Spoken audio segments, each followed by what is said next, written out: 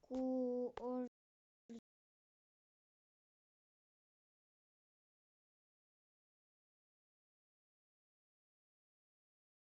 te păcălește, că am încercat eu asta.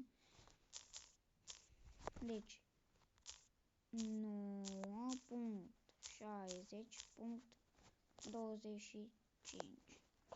de 1 an. Nu, voi puteți să băgați orice versiune.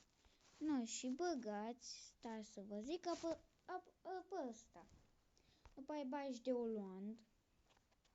9, 8, 7, 6, 5, 4, 3. De Oland. Nu, ăla e de la altceva. Lasă.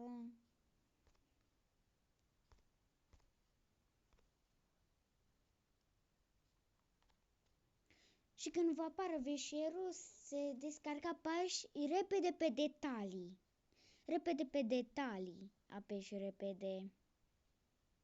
Că nu aștepți așa. Sau puteți să faceți o altă chestie. Intrați în files, adică galerie. Și vi se apare aici două din astea. Dar stai să le șterg. Și așa faceți. Deci apăsați pe detalii.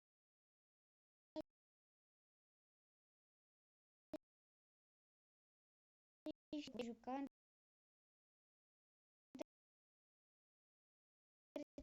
Nu, cam acesta a fost tutorialul.